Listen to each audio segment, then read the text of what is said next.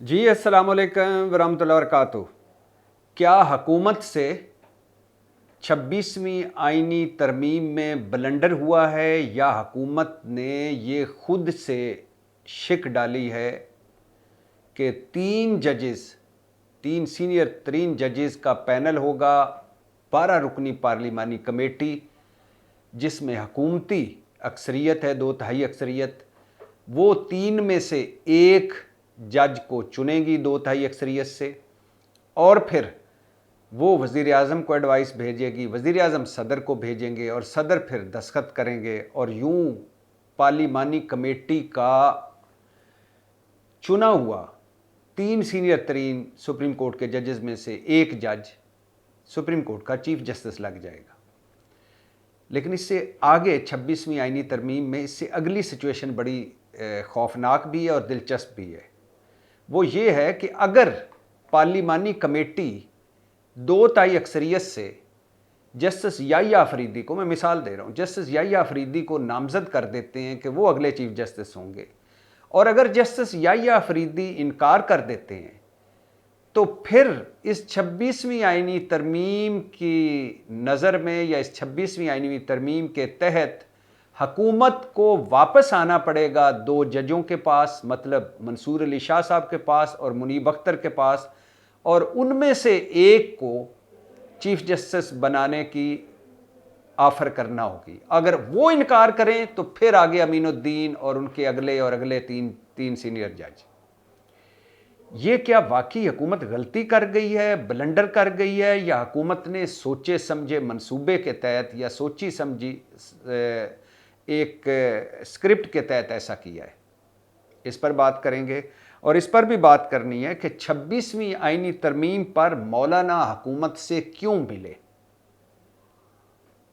कहानी का एक दूसरा रुख भी सामने आया है और वही रुख आपको बताऊंगा। और इस पर भी बात करनी है कि हुकूमत अब सोच रही है कि 26वीं आइनी तरमीम के बाद बेख्तियार सुप्रीम कोर्ट का चीफ जस्टिस मंसूर अली शाह को लगा दें।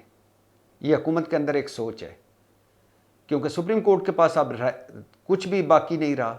वो सिविल और फौजदारी मुकदमे सुनेगी। 26वीं आइनी तरमीम से पहले सुप्रीम कोर्ट बाख्तियार थी और उस सुप्रीम कोर्ट का मुनीब अख्तर और मंसूर अली शाह साहब को ये चीफ जस्टिस हुकूमत नहीं लगाना चाहते थे। अब सारे इख्तियारात हैं आइनी बेंच के पास, लिहाजा हुकूमत सोच रही है कि क्यों ना मंसूर अली शाह साहब को चीफ जस्टिस लगाएं और हमारी बल्ले बल्ले हो जाए। बल्ले बल्ले तो सर नहीं होगी। खैर, इस पर भी बात करनी, और इस पर भी बात करनी है कि पाकिस्तान तहरीक इंसाफ का बाकायदा तौर पर, अमली तौर पर इमरान खान से राब्ता काट दिया गया है और ख़बरें आ रही हैं कि शाह महमूद कुरैशी फॉरवर्ड ब्लॉक एक बनेगा तहरीक इंसाफ में और शाह महमूद कुरैशी उसको लीड करेंगे। इस पर भी बात करते हैं, लेकिन सबसे पहले बात कर लेते हैं 26वीं आइनी तरमीम की।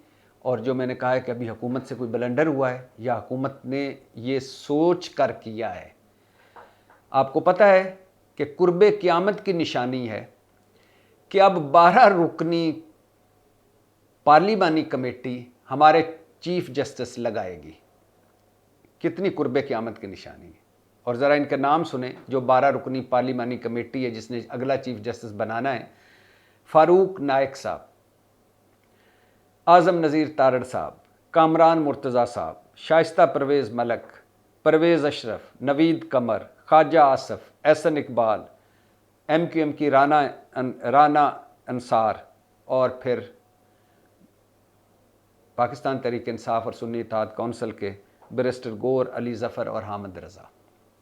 अब देखिए, फ़ारूक नायक 1, आज़म नज़ीर तारड़ 2, कामरान मुर्तज़ा वो ज़ाहिर साथ हैं इत्तेहादी हुकूमत के 3, शाइस्ता परवेज़ मलक मुस्लिम लीग नून की 4, परवेज़ अशरफ पीपल्स पार्टी के 5, नवीद कमर 6, एहसन इकबाल 7, ख्वाजा आसफ़ 8 और MQM की राना अंसार 9। ये 9 हैं जो हुकूमती इत्तेहाद में है।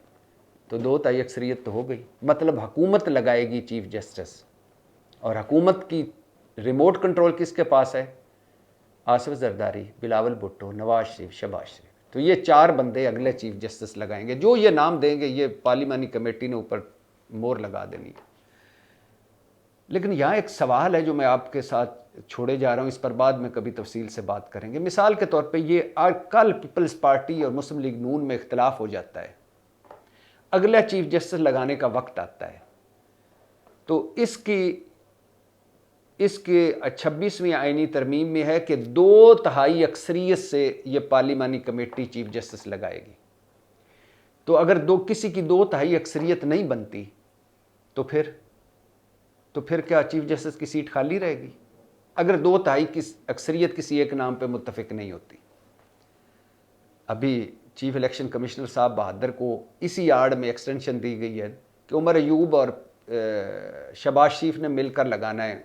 ज़ाहिर उन दोनों में इत्तफाक तो होना कोई नहीं किसी नाम पे, तो वो कंटिन्यू रखेंगे।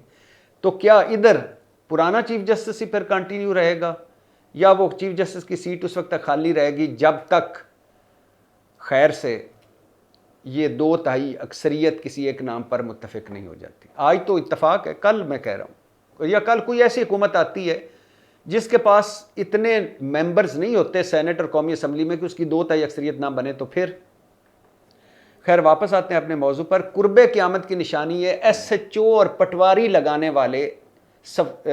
के लिए सिफारिशें ढूंढने वाले लोग अब चीफ जस्टिस बनाएंगे। नाम मैंने आपके सामने रख दिए। अब इससे भी आगे एक बड़ी मज़े की कहानी है, यानी ये किसी भी चीफ जस्टिस को या अफरीदी को बनाएंगे तो अब वो दयानतदार भी होंगे, गैर जानबदार भी होंगे, लेकिन पहले दिन तासर आएगा कि मंसूर अली शाह और मुनीब अख्तर को छोड़कर या अफरीदी को लगाया गया। या अफरीदी हुकूमती जज हैं, मैनेज्ड जज हैं, सियासी जज हैं, हुकूमत के लिए काम करेंगे। ये इस हुकूमत की 26वीं आईनी तरमीम का कमाल है। खैर मैं बात कर रहा था उसकी कि उसमें है कि ये जो पार्लिमानी कमेटी है ये 2/3 अक्सरियत से 3 सीनियर जजों में से एक को नामजद करेगी। मिसाल के तौर पर 3 सीनियर अब कौन है? मंसूर अली शाह, मुनीब अख्तर और या अफरीदी।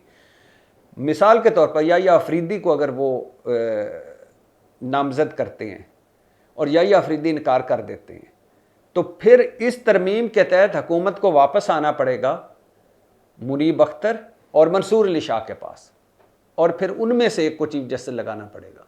और अगर वो इनकार कर देते हैं तो फिर अमीनुद्दीन साहब जो 5वें नंबर पर हैं, और अब अमीनुद्दीन साहब गालिबन 4थे नंबर पर आ गए हैं, तो उस 4था, 5वां, 6ठा 3 चीफ जज जो सीनियर हैं वो फिर आ जाएंगे। तो अगर या अफरीदी साहब इनकार कर देते हैं तो इस 26वीं आईनी तरमीम के तहत फिर तो हुकूमत को मुनीब अख्तर और मंसूर अली शाह साहब को में से एक को चीफ जस्टिस लगाना पड़ेगा। खैर अब जैसा मैंने कहा है कि हुकूमत ये एक सोच रही है कि अब सुप्रीम कोर्ट तो बेइख्तियार हो गई ना, उसके पास आज खुद नोटिस है की पावर है, ताकत है, ना वो किसी को एडवाइस कर सकती है और ना सियासी और आइनी मुकदमे सुन सकती है। सुप्रीम कोर्ट सिविल और क्रिमिनल मुकदमे सुनेगी, लिहाजा सुप्रीम कोर्ट का चीफ जस्टिस अगर मंसूर अली शाह साहब को लगा भी दें तो वो एक बेख्तियार सुप्रीम कोर्ट के चीफ जस्टिस होंगे। और हुकूमत अब ये कह रही है कि बयानियाँ बनाते हैं कि साड़ी बल्ले बल्ले हो जाएगी। सारी दुनिया कह रही है कि ये 26वीं आईनी तरमीम इसलिए आई है कि पहला मरहला था कि काजी फायज़ ईसा को रखा जाए, जब वो नहीं रख सके तो दूसरा मरहला आया कि मंसूर अली शाह और मुनीब अख्तर को चीफ जस्टिस नहीं बनने देना, और बाकी सारा ये इसी के इर्द गिर्द सारी गेम घूमती है। तो जब हम मंसूर अली शाह को चीफ जस्टिस बना देंगे तो सारों के मुंह बंद हो जाएंगे। नहीं भाई नहीं, सारों के मुंह बंद नहीं होंगे। इसलिए नहीं होंगे कि पुरानी सुप्रीम कोर्ट का अगर मंसूर अली शाह साहब को चीफ जस्टिस बनाते, ये 26वीं आईनी तरमीम लाने का तकल्लफ ना करते, इस आइन पर हमला ना करते, इस आज़ाद अदलिया पर आप हमला ना करते, आप इस आइन का स्ट्रक्चर तहस नहस ना करते, आप आइनी बेंच का तकल्लफ ना लाते दरमियान में मनपसंद जज लगा कर अपने फैसले लेने का, आप पार्लिमानी कमेटी ना बनाते, आप जुडिशल कमीशन ना बनाते, आप 25 लोगों को और की मदद से हुकूमत को आज़ाद अदलिया के ऊपर ना बिठा देते, तो फिर माना जाता कि अब मंसूर अली शाह से आपको कोई डर नहीं। अब आप सारा कुछ कर चुके हैं, सुप्रीम कोर्ट के पास इख्तियार नहीं, अब किसी को भी लगा दें। तो एक तरफ ये बड़ी तरमीम जो मैं समझाऊँ, हो सकता है मैं गलत समझाऊँ, आप भी पढ़ लीजिएगा कि इसमें कोई जो मैं तो ऐसे समझाऊँ कि पहले हुकूमत 3 सीनियर जजों में से एक को नामजद करेगी, अगर वो इनकार कर गया तो फिर बाकी जो 2 रहेगी उनमें से एक को बनाएगी, अगर वो इनकार कर गए तो फिर अगले 3 जो इन 3 के बाद 3 सीनियर हैं। तो खैर, और दूसरा हुकूमत को कहना यह कि अब ये छोड़ दें सारे चक्कर, अब आप खैर से आप जो करना था कर चुके हैं, आप किसी को मुझे बना दें सुप्रीम कोर्ट का चीफ जस्टिस, तो मैंने क्या कर लेना है वहाँ। मंसूर अली शाह साहब को बना दें तो उन्होंने क्या कर लेना है, सुप्रीम कोर्ट के पास रह ही कुछ नहीं गया। तो जब सुप्रीम कोर्ट की बात हो रही हो, आईनी तरमीम की बात हो रही हो, तो बात इस पे कर लेते हैं जो इस 37 दिनों के दुल्हा थे, जिसके पास बिलावल इतनी मर्तबा है जितनी मर्तबा वो पिछले 1 साल में अपने वालिद साहब आसिफ अली जरदारी साहब के पास नहीं बैठे जितने मौलाना साहब के पास बैठे। ये वज़रा इतनी दफ़ा अपने घर नहीं गए इन 37 दिनों में जितनी दफ़ा मौलाना साहब के घर आए। और मौलाना साहब, वो लतीफ़ा चल रहा था कि मौलाना साहब के कुक ने, बावर्ची ने इस्तीफ़ा दे दिया कि मर गया हूँ मैं चाय पका पका के, खाना पका पका के, एक तो बाद एक कार्य, एक तो बाद एक कार्य। यानी एक बैठा होता था, दूसरा इंतज़ार कर रहा होता था, तीसरा पूछ रहा होता था कि वो 2 फारिग हुए फिर हम आएँ। तो इस मैराथन 37 दिनों की जो थी, ये एक मैराथन दौड़ थी, इसके बाद अचानक मौलाना साहब मान गए और हुकूमत के साथ मिल गए। इसका कहानी का एक रुख तो है कि मौलाना साहब ने खूब डट के सियासत की, पीटीआई को भी खुश रखा, हुकूमत को भी खुश रखा, मजहबी लोगों को भी खुश कर दिया कि मैंने सूद की डेडलाइन मुकर्रर कर दी, 2028 में पाकिस्तान से सूद ख़त्म हो जाएगा, अल्लाह करे हो जाए। लेकिन IMF, America, world bank, Asian bank, साडा कशकोल, साडा पूरा निज़ाम सूद ते, साडे स्टेट बैंक के जेड़े पैसे ने वो दोस्त मुल्कां ने सूद ते रखे हैं। तो देखते हैं। और फिर सबको खुश करके बिल आखिर मौलाना साहब ने वही किया जो उन्हें करना था और वह हुकूमत के साथ मिल गए। और इस मिलने का मौलाना साहब को भी कुछ मिला है, और वो क्या मिला है ये अगले चंद दिनों में सामने आ जाएगा। वजारत आला मिल गई बलूचिस्तान की, गवर्नरशिप मिली है, वफाकी हुकूमत में वजारतें मिली हैं, या क्या मिला है ये अगले चंद दिनों में सामने आ जाएगा। एक तो ये कहानी है। और दूसरी कहानी ये है कि मौलाना साहब को हुकूमत ने आखिरी 4-5 दिनों में बता दिया था कि भाईजान ये लोटे कौमी असम्बली में हमने इकट्ठे कर लिए हैं, ये सेनेट में इकट्ठे कर लिए हैं, आप ना भी मिलें तो आईनी तरमीम पास हो जानी है, फिर हमारे मुसवदे पे होगी। मौलाना साहब का क्रेडिट है कि मैंने सांप का दांत तोड़ दिया, जहर निकाल दिया, मतलब 56 क्लास थी उसमें से 22 रह गई, तो ये सारा क्रेडिट मेरा है। तो मौलाना उन्होंने कहा कि एक तो हमारे पास लोटे सारे मौजूद हैं, हम उनके ज़रिए मंजूर करवा लेंगे आईनी तरमीम, और हमने करवानी है फाइज सकाजी की रिटायरमेंट से पहले और मंसूर शाह के चीफ जस्टिस बनने से पहले। तो आपको हम अपने मुखालफ नहीं खड़ा करना चाहते। उन्होंने तो, हुकूमत ने तो ये कहा कि आपको हमारा दिल नहीं कर रहा कि आप हमारे मुखालफ हों, आप हमारे साथ हों, इत्तफाक राय से करें। हालांकि हुकूमत को पता था कि हुकूमत को सही कह रही थी, उनके पास लोटे थे, उनके पास नंबर गेम पूरी हो चुकी थी।